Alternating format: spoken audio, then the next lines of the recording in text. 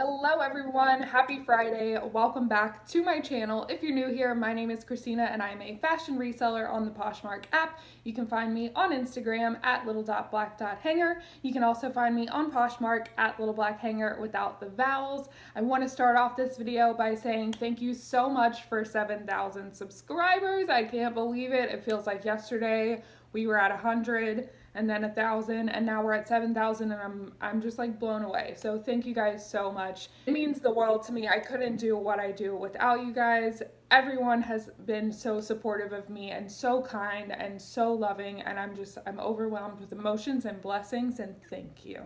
Thank you.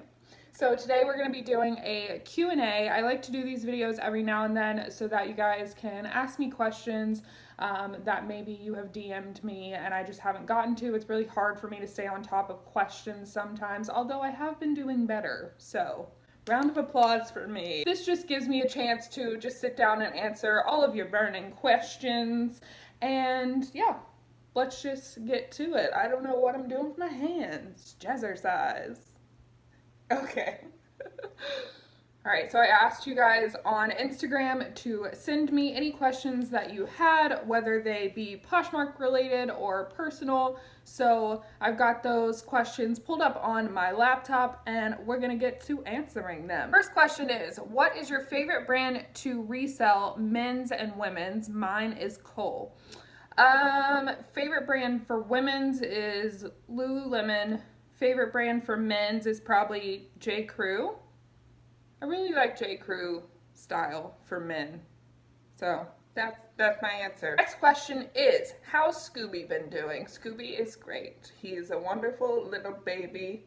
He's crazy, but he's wonderful. He healed up very nicely from his little surgery that he had. If you guys didn't know, he got attacked by a pit bull a few months back and had to have surgery on his leg, but his leg healed up very nicely. His fur has grown back and he is great. So he's sleeping right now.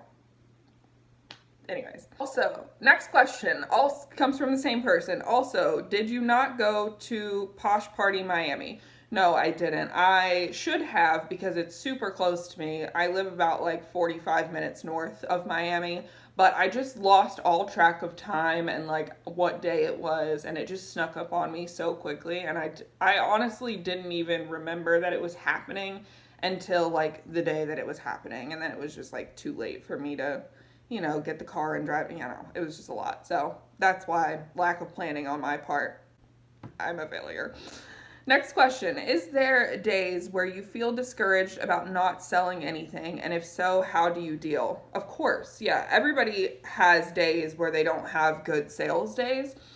And I mean, that's a fact of life. That's how it is.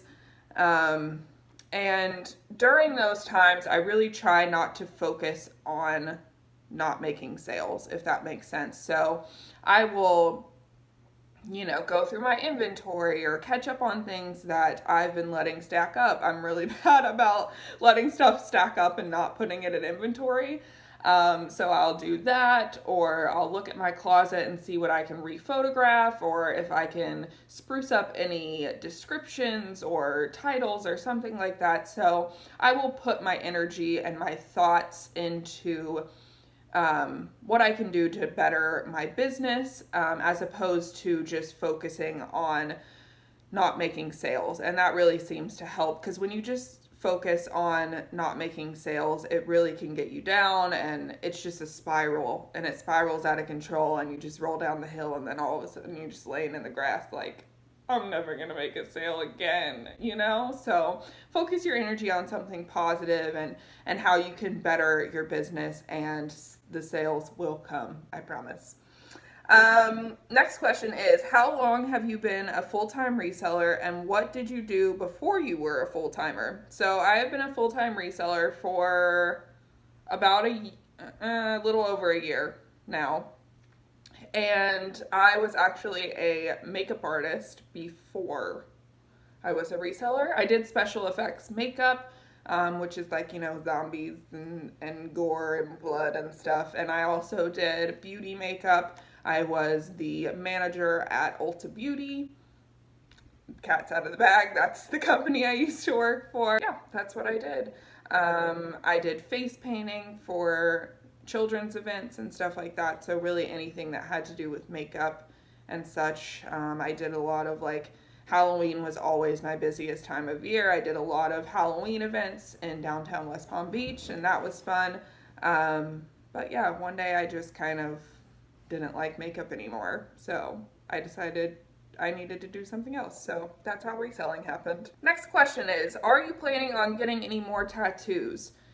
Yes, but probably not anytime soon. It's so funny. When I was younger, I'm still young, but when I was like in my early 20s and like late teens, that was my number one priority. Like anytime I got any extra coin, I was at the tattoo shop and I was constantly getting tattoos. And I love tattoos. I've known my entire life that I wanted tattoos. All like my older brother is covered in tattoos, and I used to watch LA Ink with him all the time. And I would always tell my mom, when I get bigger, I'm going to get tattoos like Kat Von D. I know she's canceled for 2019, but she used to be an icon. So yeah, I still have a love for tattoos, and I would definitely like to get more. I want to get my sleeve finished because I have Hogwarts up here, but it's just the outline, and I need to get it filled in and like just finish up this arm, and then I would like to start on this arm. But right now it's just not a priority money-wise. I have some things that I would like to do before tattoos, if that makes sense. Adult things. What percentage would you say you actually drink wine from a wine glass? Coffee cups have handles. I mean, who needs a glass when you're just gonna drink the whole bottle anyways, you know? No, I have a lot of wine glasses actually because I picked them up from thrift stores a lot. Like this one actually, but this one's from Target. I like to drink out of this one. Can you tell I had wine last night? I'll drink it from the bottle. I drink it out of just regular cup. Basically whatever's clean is what I drink it out of. That's a good question. I like that. Next question. What are your thoughts on Mercari and why don't you want to branch out to eBay? Because eBay is a monster. My thoughts on Mercari are, I ended up taking my listings down Again. I'm not that type of person who can branch out to other platforms because my attention gets too scattered. I get too many things on my plate, and then my business ends up suffering.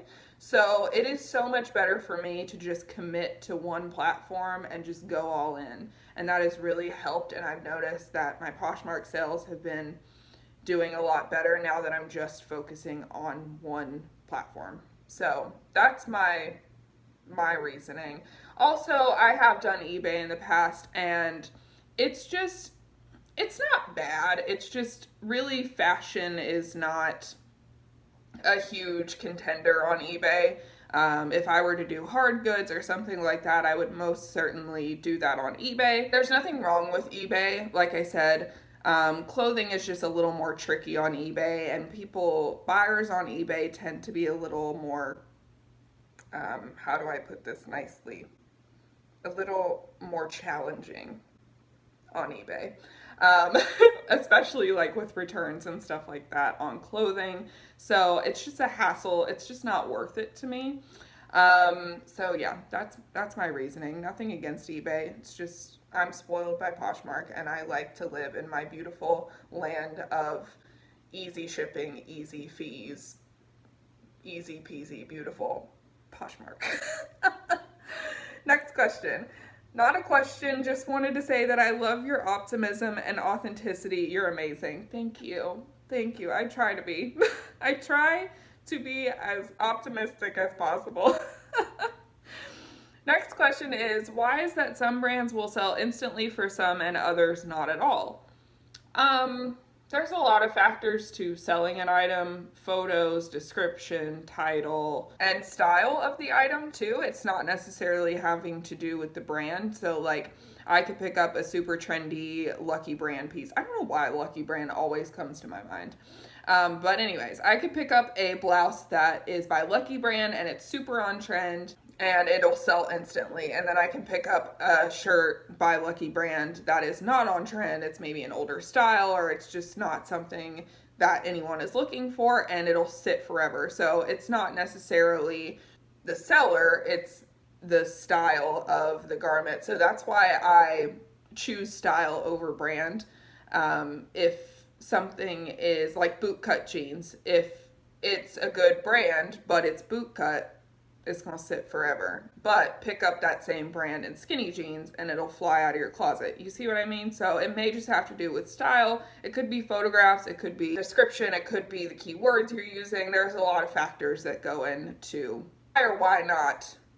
You get my point. Let's see, next question. How long have you been reselling? I have been reselling a little over a year. I started in August of 2018. How do you answer someone who asks you if the item is true to fit and you have no idea? So I never, ever tell someone that an item is true to size unless it's like a shoe that's like an 8.5, because I know that I'm a true 8.5. Then I can say that I know it's true to size. But with anything else, I never say that it's true to size. I always just direct them to the measurements in the listing. I let them know that if they're concerned about fit, that all of the measurements are in the description if they want to go take a look at that, and if they need any more measurements to let me know, and I will be sure to get that for them. So just let them know nicely that the measurements are in your description, and that's a good reason why you should be putting measurements in your descriptions for that specific reason. So that's how you do it. And I don't ever say something is true to size, because then if it's not for some reason, or not what they think is true to size, because that's kind of, subjected to a matter of opinion. It's a matter of opinion whether something is true to size or not. They could come back and say, oh, well, she told me that it was true to size, and you did, so you're screwed. You see what I mean? Next question. How do you respond when someone puts in the comments of your item asking if it is used? I just say that I am not the original owner. Like, some people will say, how many times has this been washed? How many times was it worn? Like, they just got all the questions. And I just say simply to them with grace that I am not the original owner, so I can't speak on how many times it has been washed or worn. And then I just tell them what condition it is. I tell them what I do know. You know what I mean? So sometimes you just gotta let people down easy. Channel your inner Southern woman and tell them with grace. All right, so next question. In which ways do you feel reselling has helped your mental health, if any? Reselling has definitely helped my mental health, because I am able to spend a lot more time on my mental health. And if I need to take a mental health day, I don't have to be scared to call a boss and tell them that I'm not going to be in today, and then have them give me a hard time because I need to take a day. You know what I mean? So I can really take that time and focus on my mental health when I need to. And like I said, I just don't have to worry about somebody else dictating whether I can or cannot focus on my mental health, if that makes sense. And also I noticed when I was working, especially retail is very stressful and can be very hard on your mental health. So I noticed that once I got out of that world, and I mean retail as in like a store, not like online, because obviously I still work in retail technically, but dealing with that many people face to face every day was just really getting on me. So it has definitely helped my mental health a lot. Next question is, do you shop at the bins? Why or why not? Yes, I do sometimes shop at the Goodwill bins. I love the bins, and I'm not scared to get in there and dig for stuff. Like, I've found so many gems at the Goodwill bins. So yeah, I'm a bins girl. I love the bins, all about the bins. I think it's fun. I mean, if you're not scared to get in there and get it, I mean, you gotta dig. It's a commitment, and I understand why some people don't want to. They think it's gross. They just don't want to sit there and dig through clothes all day. But to me, it's fun. It's like a scavenger hunt, and I have to like limit myself too, because I'll stay there for like 7 hours and just dig through all the bins, you know? So for me, it's awesome and I love it. But for some people, I understand that they, would much rather flip through hangers than, do this motion. It's, it's a workout. Your hips start to hurt from standing on that concrete floor. Your shoulders start to hurt. Your wrists hurt. It's a lot. Your allergies, because all the dust, it's a lot. But if you can commit to it, highly recommend. All right, next question is, do you remember the very first thing you ever bought at a thrift store? No, I don't. It was definitely clothing, but I don't remember what specifically it was. That's a good question. Now it's going to haunt me and I'm going to have to think. Good question. Good thought-provoking question. Next question is, when did your love for Harry Potter start? I love your Harry Potter tattoos. Thank you. My love for Harry Potter started pretty late in my life. Probably when I was like 20 and I had just moved to Florida. I got really into Harry Potter. I think it really helped with like my depression and my anxiety. And I just got so into it. I got into like this magical world and it was just great. And I loved it and I stayed forever. I actually, fun fact, was not allowed to watch Harry Potter when I was a kid, for religious reasons. And, yeah, so I really didn't get into it until I was older, and now I'm obsessed with it, obviously. Obviously.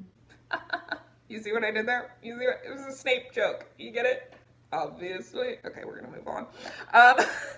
You guys can't ask me Harry Potter questions unless you want long answers. Next question is, no question, just wanted you to know that your channel has helped me so much, and in my first, I can't see the rest of it, but it cuts you off. Just so you know, when you answer questions, when somebody asks a question in their story on Instagram, it cuts off your answer at a certain point, and I can't see the rest of it. But thank you. That means a lot to me. I'm so glad that I was able to help inspire you, and people like you inspire me on a daily basis, so thank you very much. Next question is, hello, how many sales a day do you typically make? I don't really have like an average. It's up and down all the time. Some days are like awesome and I'll make like 10, 15 sales. Some days are shit and I don't make any sales. Or I'll make like 1 or 2 sales. So I don't really have like, it's very fluctuating, and I don't think really anyone can say that they make a consistent like 7 sales a day. You know what I mean? So it's up and down. It is what it is. It's a roller coaster, that Poshmark world. Next question. Why aren't you open to sharing places that you thrift at? I am open. Do I seem closed? Am I closed? I tell you guys where I thrift. My number one place, you guys know, that I love dearly is Good Life Super Thrift in West Palm Beach, Florida. It is a huge thrift store, and that's where I get most of my vintage clothing. It's amazing. It's overwhelming at times, but I love it. And then Goodwill. I shop at pretty much every Goodwill from Boynton Beach up to West Palm Beach. So, just go up the line, go to the Goodwill. I don't go to Salvation Army because down here it's ratchet and it's scary. Some guy tried to mug me in Salvation Army, so I just don't go there anymore. No, thank you. I guess you're talking about my last video where I said I found my honey hole, but I wasn't going to share where it is. And the reason for that is because I finally found a place where it's not ridden with resellers. I feel like it's a hidden gem and nobody knows about it. And it's a honey hole. And the purpose of a honey hole is to keep it to yourself. You know what I mean? Because if I tell everyone where it is, then it's no longer a honey hole. It's just a hole, filled with resellers. And that's fine. I don't care, that other places have resellers. But it is nice to have one place to yourself that doesn't have a bunch of resellers. I have a business to run, it's nothing against you guys. It's nothing personal. So it's not me trying to be mean or trying to be secretive. It's just, you know, I got a business to run and some things I got to keep to myself. While we're on that subject, and I'm surprised that nobody asked me this question because I get asked this question all the time. And that question is, how do you do your cover photos? And that is also something that I am keeping to myself. I won't be making a video on how I do my cover photos. I have done a tutorial on how to knock out the background of your photos and make them pure white, and I will leave that link down in the description below. But as for my specific cover photos and how I do them and what apps I use, I'm not going to be sharing that information because I worked really, really hard to create a cover photo that not everyone has. I've never seen anyone do that style cover photo. I've made it my brand. I've had so many people say to me that when they see that photo, they instantly know it's me. So I have really created something that is recognizable as Little Black Hanger. So that's why I'm not going to share that information, because then everybody's going to start doing it, and then it's no longer special and it's no longer uniquely my brand. So like I said, it's not me trying to be an asshole. It's not me trying to be secretive or, you know, hold things back from you guys. But there are some things as a business owner that I have to keep to myself because, like I said, I am running a business. I am trying to create a brand, and, you know, some things are just better left unsaid, if that makes sense. So, like I said, I hope nobody's mad, but that's just some things I don't share. Next question is, does your boyfriend / husband enjoy going thrifting with you? No, he hates it. He hates it, and it's funny because he'll go with me and he's like, take your time, but he's sitting there like on his phone with his arms crossed. Like, I can tell he's just hating it. And I don't like going thrifting with him because then I feel rushed. I usually don't like thrifting with anyone. That's why I love thrifting by myself, because I can just take my time and I don't feel bad for the other person.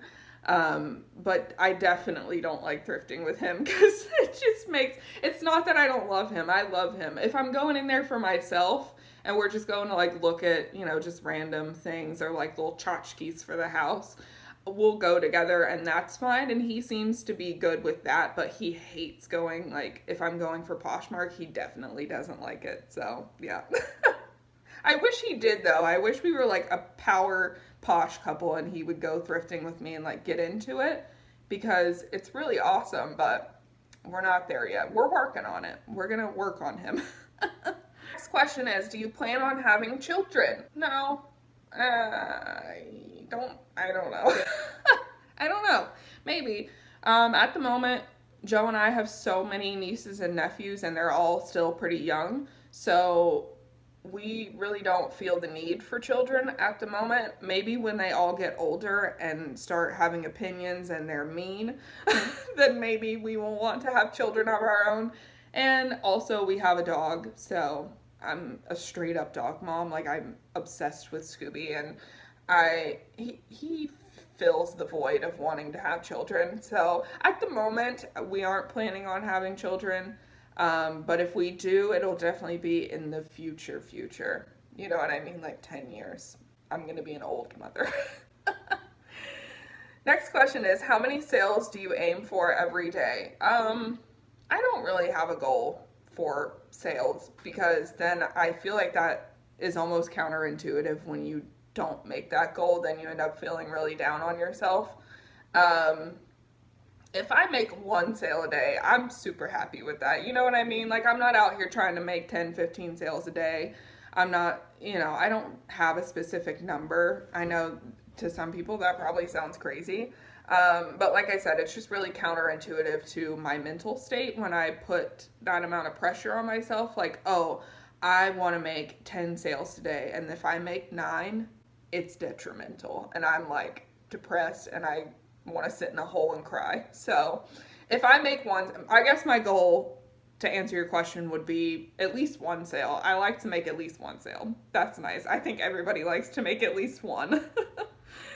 Let's see. Have you ever shopped on ThredUp, the online thrift? Why or why not? I have been on ThredUp, and I mean, they have good prices, and I get why people shop on ThredUp to source, because I guess if I didn't have good thrift stores around me, then I would shop online. So I think it's a great resource for people who don't have good thrift stores around them. For me personally, I'm just super picky, and I'm always scared that it's not going to be in the condition that they've described it as. And I don't know, I'm just really picky, and I like to go hand pick my stuff. And something about, I just really love thrifting, and I like to touch things, and I just like to be there, you know what I mean? So online sourcing is just not for me. I've tried it, I've even sourced on Poshmark, and I just don't enjoy it as much as thrifting. So, what's your listing process from beginning to end? All right, let's do this. Speed round. I go to the thrift store. I get an item, take it home. I sit down, see whatever stock photos I can find. Then I write down all of the items that I got, figure out the average cost of goods, and then I steam, photograph, measure, write down my measurements, and then I sit down and I edit all my photos, and then I list them. Whew, that's a lot.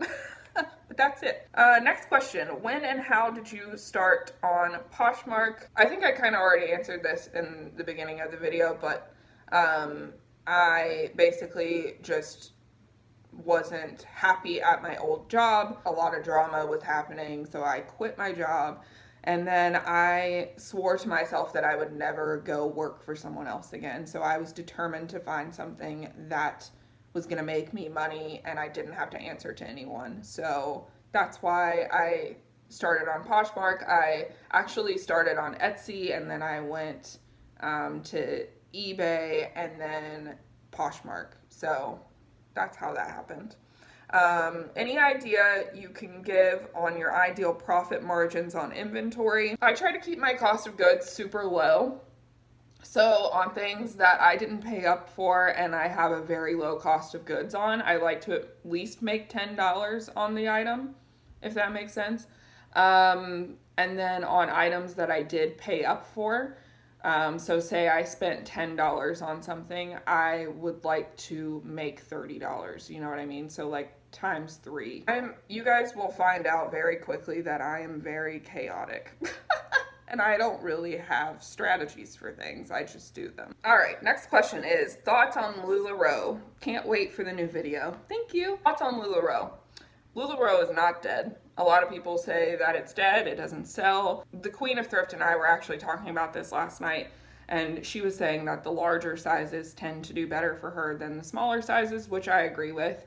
And typically, my strategy for LuLaRoe is if it's solid, or stripes. Stripes seems to do good. Or if it's a cute, so I'll pick up some patterns if it's a cute pattern, like a floral or like the cheetah print kimono that I picked up.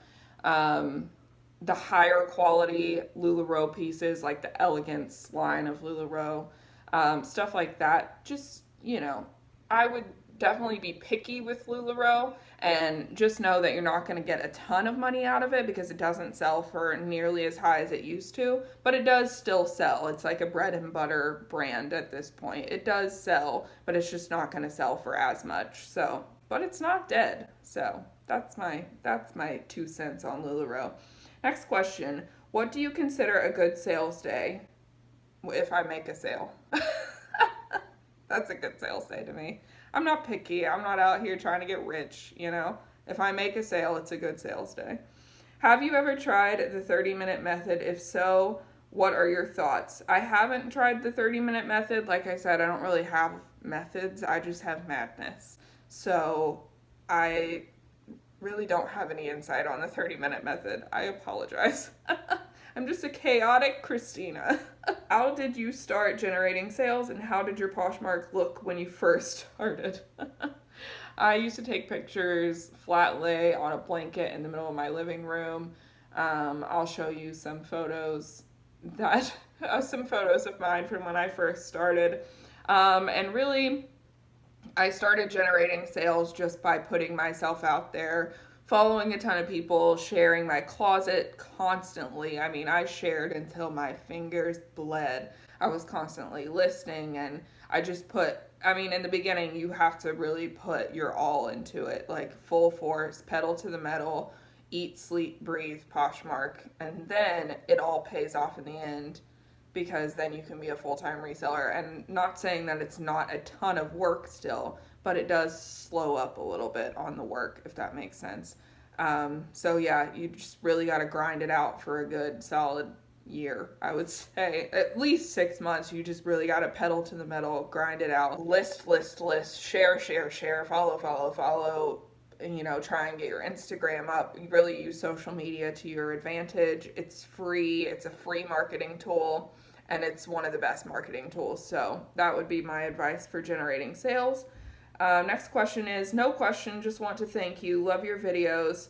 Not just informative, but also entertaining. Thank you. I try to put a little entertainment into the videos because I know it can get a little boring sometimes. So yeah, I try to make content that I would want to watch. I watch my videos, just so you guys know, because if I'm going to put you through it, I got to make sure that I can get through it. You know what I mean? Have you ever sent the wrong packages to buyers? No, knock on wood. I have not. Probably because I'm super OCD and also very paranoid. So I'm like the lady from not the Chronicles of Narnia. It's the Lemony Snicket's one, the series of unfortunate events. I'm the aunt who's like scared the doorknob's gonna shatter or like the TV's gonna catch on fire. I'm that person. So I like check my packages like 5 times before I seal them up to make sure it's the right item. So that's probably why I've never sent the wrong package to anyone. All right, this is our last set of questions, and first one is, share a funny childhood memory / story.